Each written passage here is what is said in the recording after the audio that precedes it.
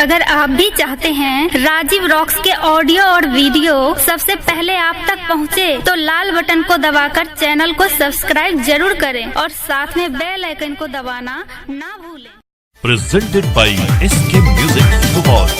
बापो हमर दिल के लगाई हमें गलती नहीं कोनो के लियो तोरा चक्कर में दिल किया गेलियो।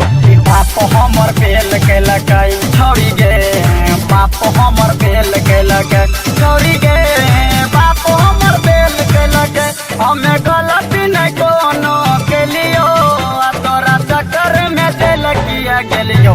बापो हमर दिल के लगे छोड़ी गे, बापो हमर दिल के लगे छोड़ी गे, बापो हमर दिल के लगाई, बापो हमर दिल के लगाई।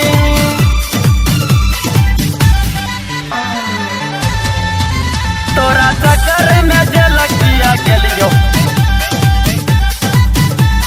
बापो हमर दिल के लगाई। जाने से भी ज्यादा चाहलियो तोहरे छियौ प्यार गे, हमरा जैसन केतनो खोजबे मिलतो नहीं तोरा यार गे, मिलतो नहीं तोरा यार गे। जाने से भी ज्यादा चाहलियो तोहरे छियौ प्यार गे, हमरा जैसन केतनो खोजबे मिलतो नहीं तोरा यार गे। हमर नाच भेले सबटा इज्जतिया मन करे चले हाथियो लठिया।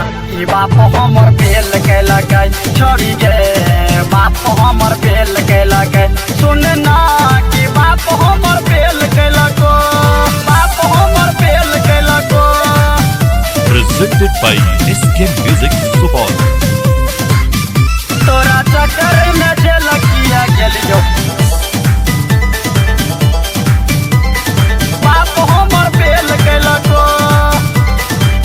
छोटकी बहिनिया छौहर जाई कर देलक हाल गे, हमर पीछा भैया तोहर लाक दो गलौ भाला गे, भाला गे। छोटकी बहिनिया छौहर जाई कर देलक हाल गे, हमरा पीछा तोहर भाई लाक दो गलौ भाला गे। राइटर संजीवन ललक बचाई गुड्डू यादव के घर से भगाई। ई बाप हमर बेल के लगो छोड़ी गे, बाप हमर बेल के लगो सुन ना।